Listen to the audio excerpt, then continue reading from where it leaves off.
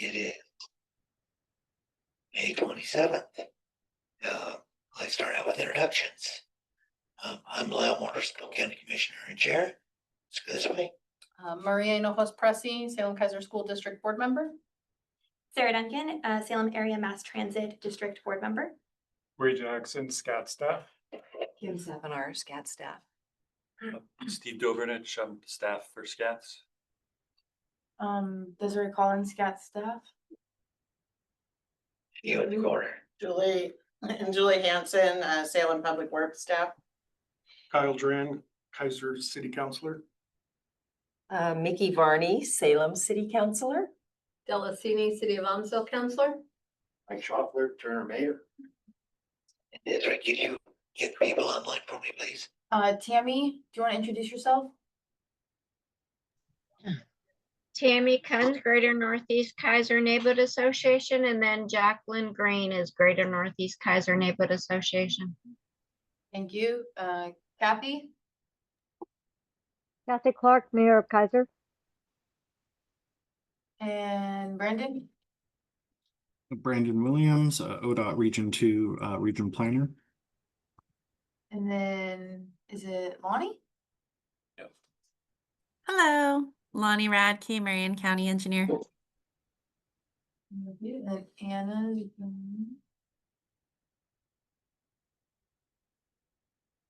Anna, you're the last one to join the introductions. Oh, wow, I'm so sorry. You guys are spot on today. Anna Henson, ODOT, and I'm sorry I'm virtual. I've got back-to-back meetings. Good to see everybody in the meeting room. I'm kind of jealous now. Thank you. Good, everyone. Well, welcome everybody. Thank you for coming today. So first up is looking for approval of the policy committee minutes from April 22nd. I'll move. Moved by Maria, 1 second. second by Kyle. So all those in favor, please say aye. Aye. Motion passes unanimous. At this time, we'd like to open up for public comment. Is there anybody that would like to share anything with us?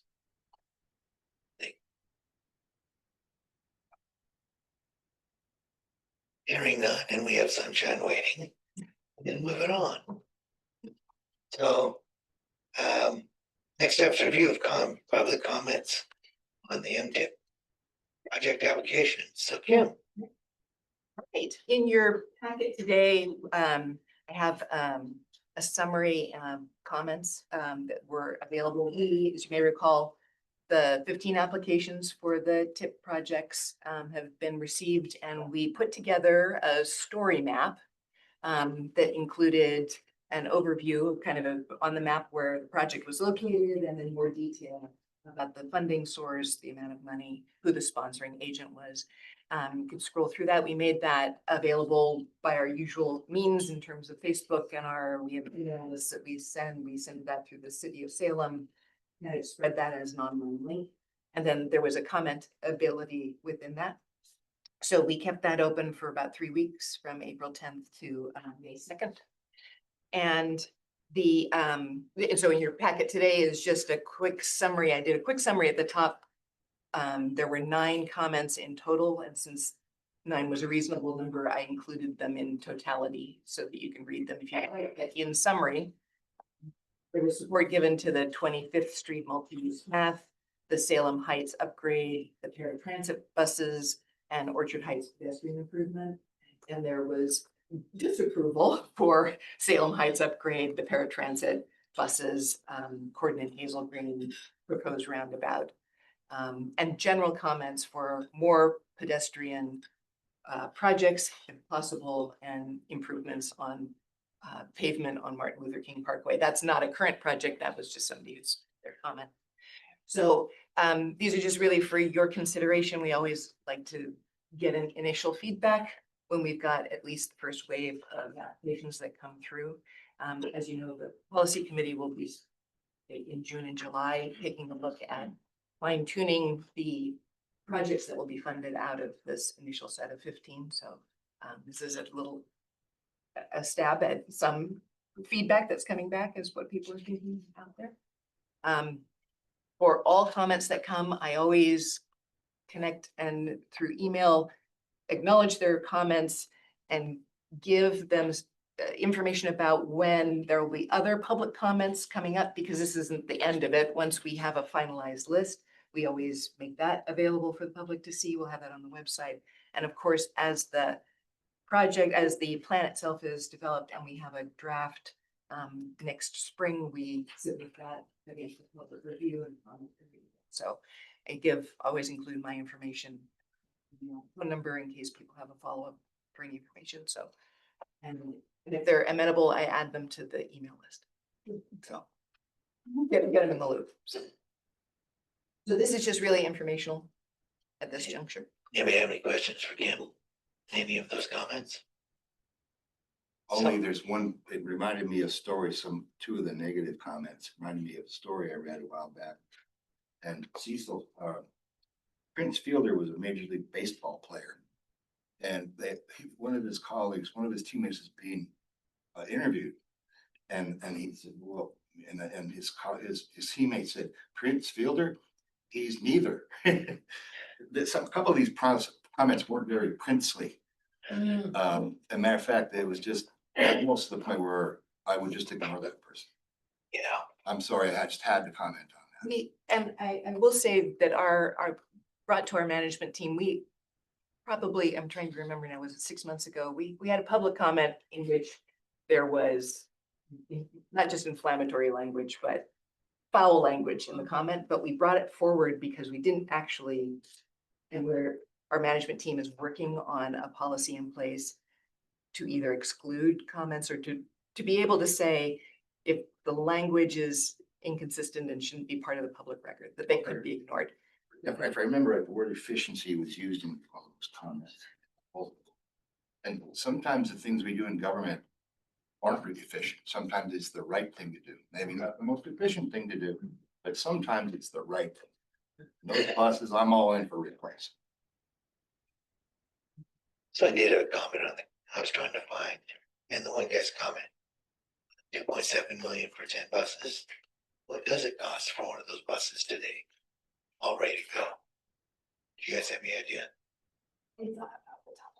Yeah, not off the top of my head, and I don't see any Chariot staff online for that, but I think we recently had a briefing about that.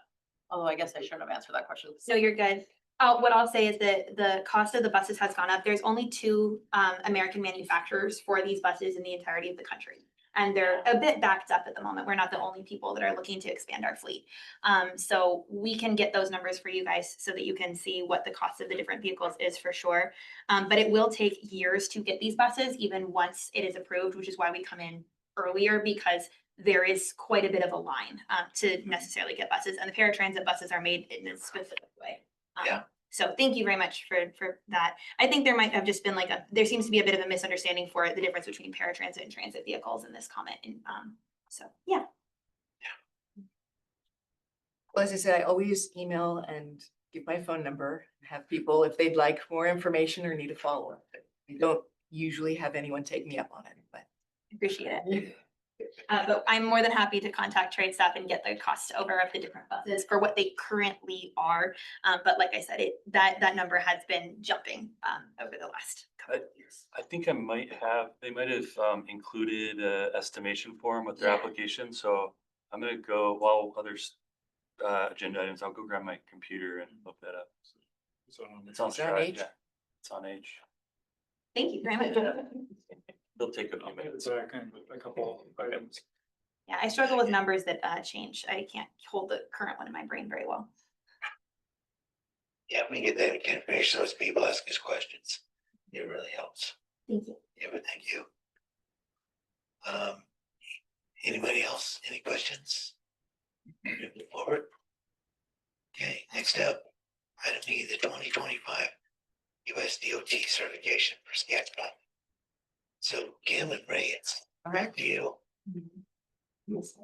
Oh, where should I start? I'll do this. Okay.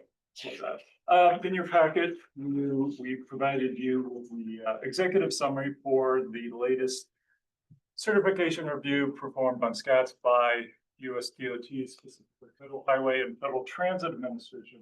These reviews happen every 4 years. They look at our planning processes, our documents. They usually interview the PC and talk to the public about their opinions of what we're doing and how we're doing it. So this happened last November. And we got a certification review summary really quickly. Usually it takes 6 months. They were very efficient and got it to us by March.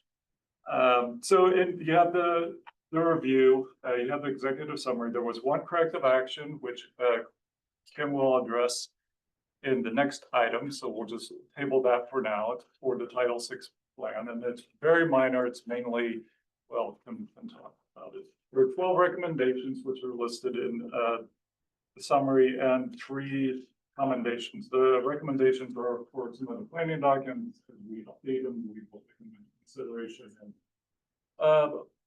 do them if they make sense, and if not, we will talk to Federal Highway and tell them why we're not following exactly what they recommend.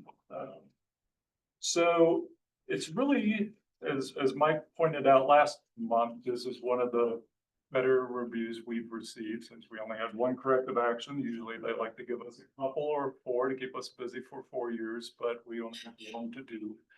And it will be finished by August 31st this year. That's it in a nutshell. Is there any questions or on the document or anything on? Congratulations on a great job. It's pretty awesome. And Ray, did you point out that there are 3 commendations? They're recommendations, but they're Yes. 3 commendations. Very 3 commendations, true. And they thought that the safety action plan was a robust safety action plan. The Safe Routes to School program is a robust and good program. And they applauded Steve for the correct use of federal terminology in his financial plan, which, you know, is always nice to get a kudos. It is. Instead of code words, you use the actual words. So. We're all seeing an acronym, so we don't need to. Yeah, very nice. Anybody else have any questions or comments? Wow, we're quiet. You sure you don't have barbecues lined up?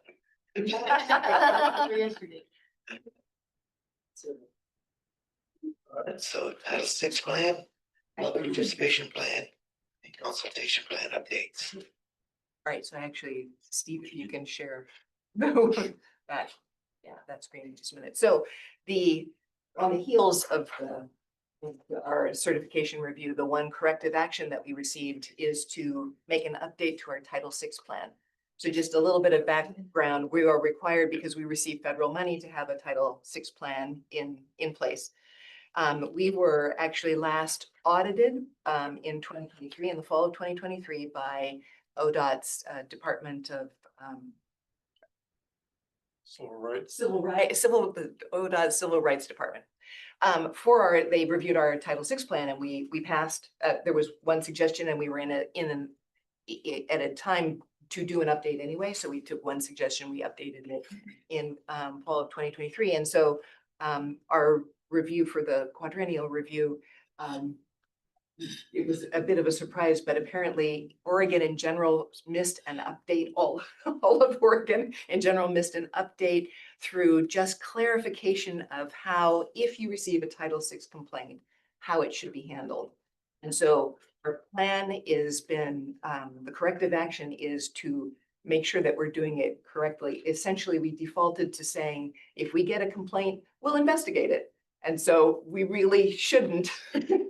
We should take the complaint and pass it along to ODOT and the Federal Highway Department, the administration, to take a look at it and to investigate.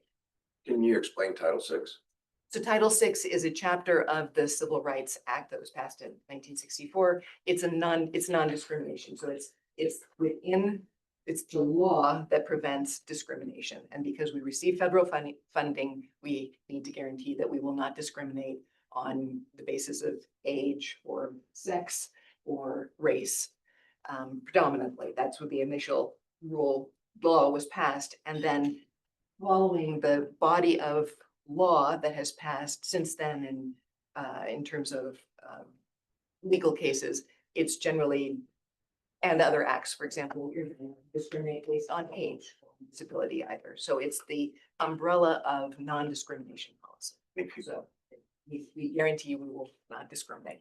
So our plan is essentially, the correction is just make sure that you're specific in, if you've got a complaint, how it should be handled and addressed. So not necessarily policy, or not that we were doing anything else intentionally wrong.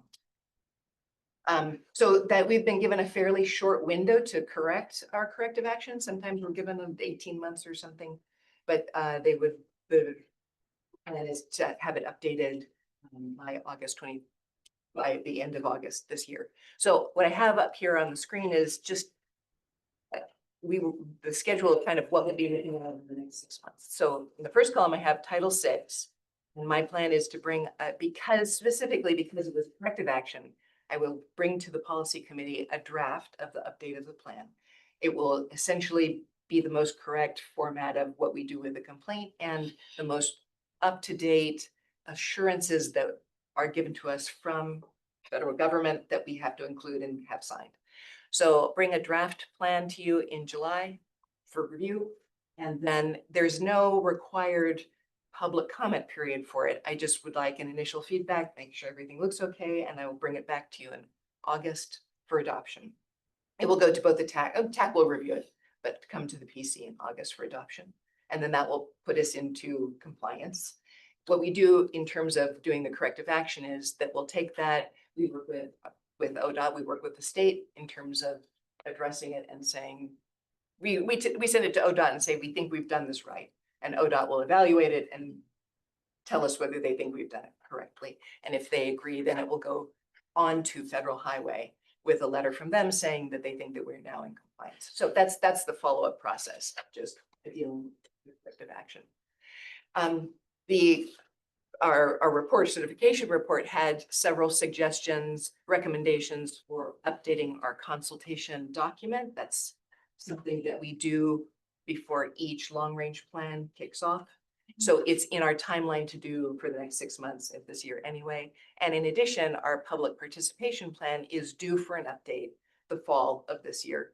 So the recommendations I'll go through and take a look at as we're in the process of updating that. So consultation document, does not need an official also public review period.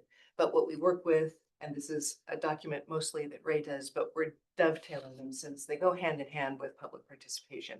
Consultation is how we work with our federal partners and the tribes and the states and the local governments in terms of keeping them in the loop. Basically, the resource agencies that are specified in federal law for consultation purposes. This is specifying all the different groups and when we contact them. We ask them how they want to be contacted and mainly who to contact, which will be more interesting this time if a lot of federal employees are no longer employees, figuring out who to talk to. So we will see. It's usually a very straightforward discussion with them.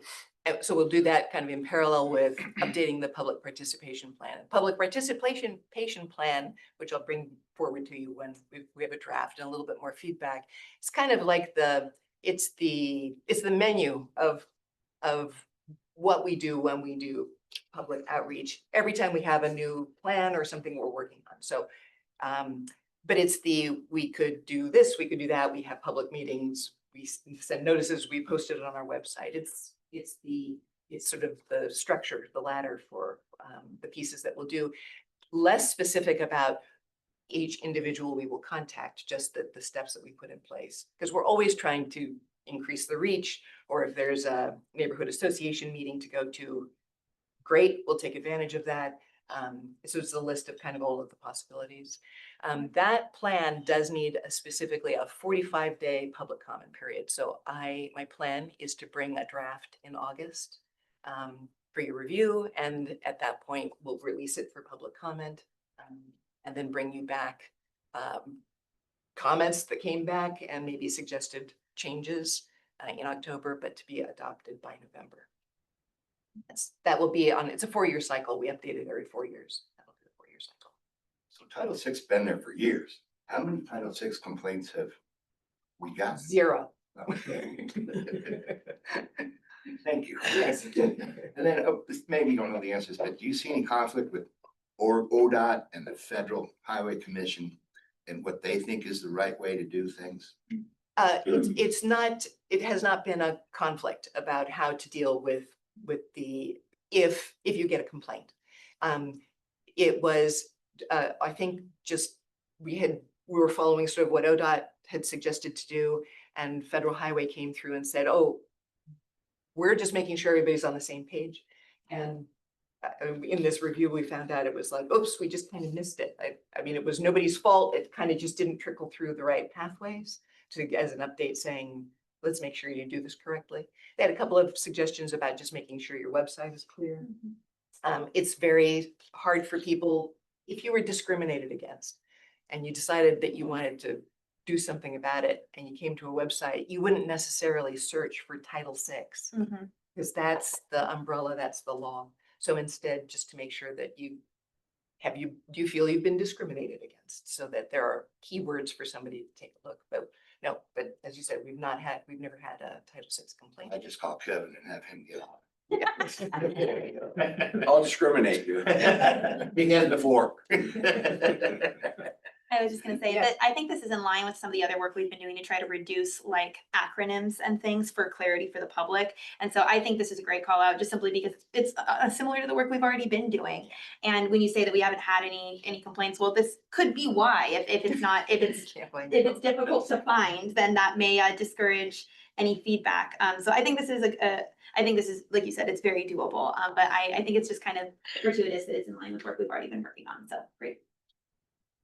So that's a summary of like, so part of the reason I was talking today is it's like it all fell in, this is the work that falls into my lap. So this is what I'll be updating Title VI, working with Ray to update the consultation and then bring the EPP plan come forward. So any other questions or concerns? I think that we'll have enough time to bring drafts forward.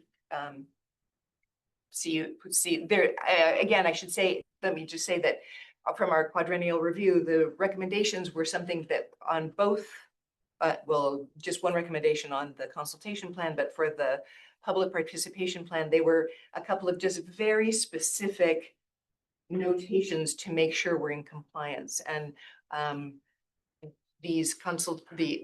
we're working on our certification review, it's very often very down into the weeds. So some of the specifications were, as per rule, you may even see it in here, as per rule, subsection, chapter, paragraph B, make sure that you, for example, indicate that you're having meetings that are in a publicly accessible building.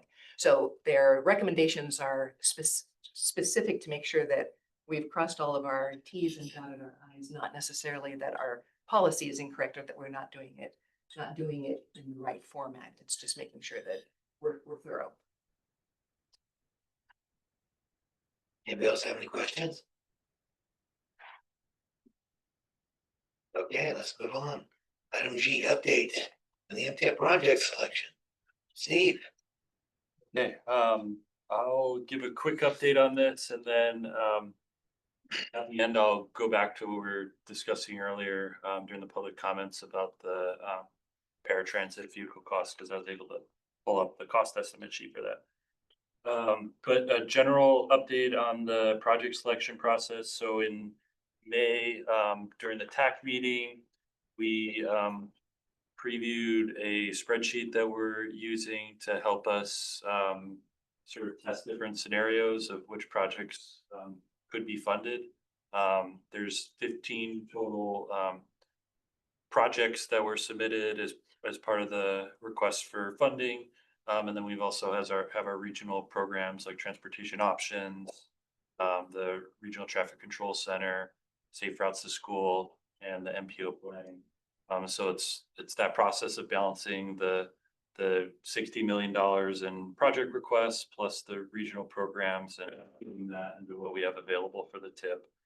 So we really just started the conversation. And if you're interested, I can share the spreadsheet as well. It's very detailed and it has basically costs that applicants submitted in their applications by year. And then an option where we either say, yes, we're going to fund this project or no. And the tool is basically to see what our totals add up to for the 4-year period and make sure that we're fitting with what's projected to be available. And kind of expecting it to, well, we use our scoring criteria as one sort of starting point for which projects we test. But we're also expecting it to be really an iterative process of like, hey, what if, we funded this differently, or what if this project phase was pushed out a year? Does that leave enough available for funding that, project Y? And so we're gonna revisit that with the TAC in June and do quite a bit of testing at that meeting. And the idea is that we'll come back to this group at the June PC meeting, really ask for some more substantial feedback. And then by July, we would ask the TAC to make their recommendation. So what I think might take place is we might kind of get to a point in June where we've got a good feel for 3, 4, 5 projects maybe. And then we would potentially have like a little bit of room left over for questions about like, okay, what else, so that's kind of what I'm hoping to get through with the TAC and this group in June, is to like 80% programmed, or, an idea that we're like 80% there with the projects that we want to fund, and then July really arrive at that final decision. So that's the update on that. And then I'll share my screen really quickly. Going back to the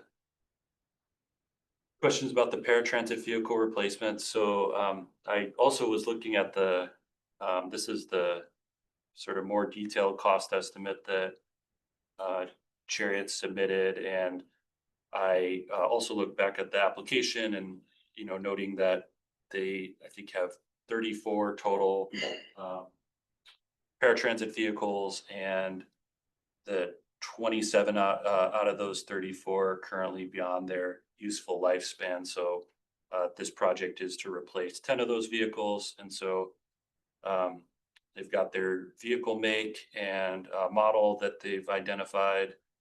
And so the base cost is per vehicle $164,000. And then there's some required options for $89,000 for each vehicle. And then some add-ons, which are optional at about $13,000.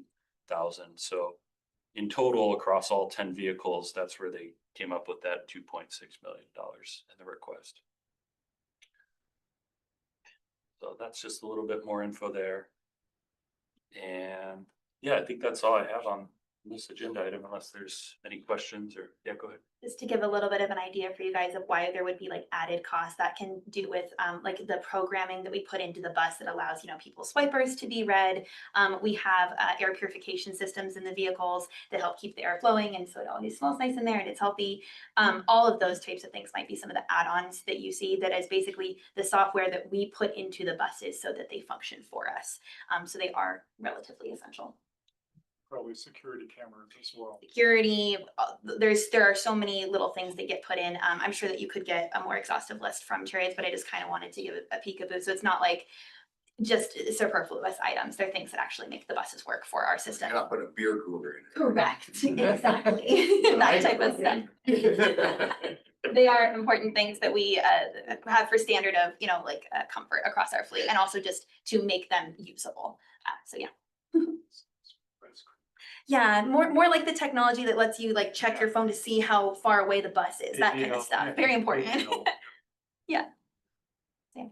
But I mean, usually when we transition buses out of the fleet, sometimes you can pick them up for auction. So I mean, if you wanted to buy one and then install your own beer cooler, you can. I do believe Sassy Onion has one of our old buses. Sassy Onion, I'm pretty sure, purchased one of our old vehicles, and I think they call it the Chariot, which is named after an employee rather, because it used to be a Chariot's bus. It's fantastic. Yeah, the Northwest Hub has one of our old. Any other questions for Steve on this? Oh, where's the money come from? It's the For the federal, buses? this is the federal funds that we're expected to get over the next. 6 million. Well, it's just one of the applications one of the in the app- 15, and so, a couple of the public comments were specific to asking questions about what the cost for those were, yeah. Is this all federal funding? That is the question. Correct. So, the process that we're going through with all the applications is to review and then potentially fund projects with, federal funding. And there's primarily 4 programs that SKATS has discretion over. Anyone else? Okay, move on to item H. The summary of the MTIP modifications. Steve? Yeah, this is an easy one. There were 3 amendments since the April meeting. The first 2 were full amendments that we reviewed as a group, and this policy committee approved as full amendments. And one was just housekeeping, deleting a duplicate key number from the STIP. Another one was adding a new project for curb ramps of a larger ODOT project that's from Astoria down to Cottage Grove and has several locations in Salem-Keizer. And then the third one is an administrative amendment that I approved on the 12th of May, and that was related to the SAMTD Transportation Options Program. And we were just reducing the local match because the way the program's set up is SAMTD will spend partially on van pool services, and that's eligible for 100% match, so they don't have to put up any local match for that portion. And once they finalize their scope of work with ODOT, we were able to zero in on what that match needs to be for the whole project key number, and we were able to reduce it to by $81,000. So, and that, yeah, that's all the approvals that I have for this month. Any questions for Steve on this? Straightforward, nice job. Informational items.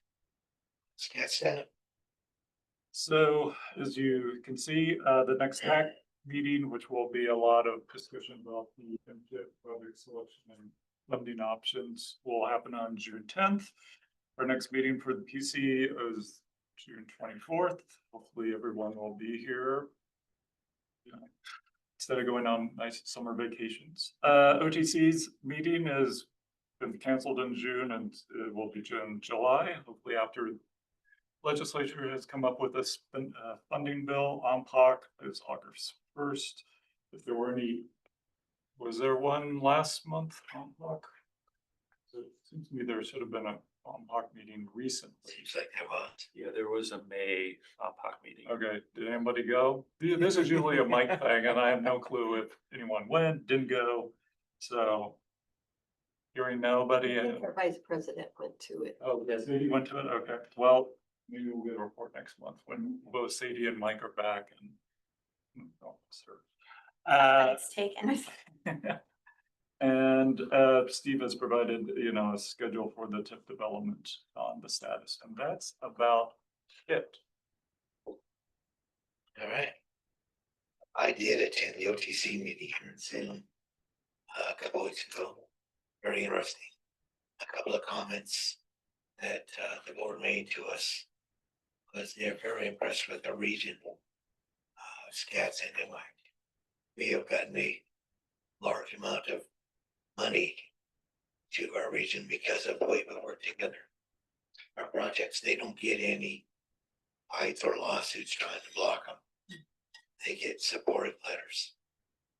And that goes to how our boards work on both SKATS and MI. We work together. They commented on the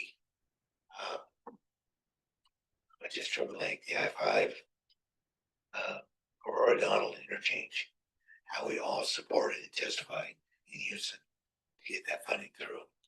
So we tell you all, great job. We stand up for what we believe, and when we get the right projects, unite, go get them done. It does make a difference. Thank you.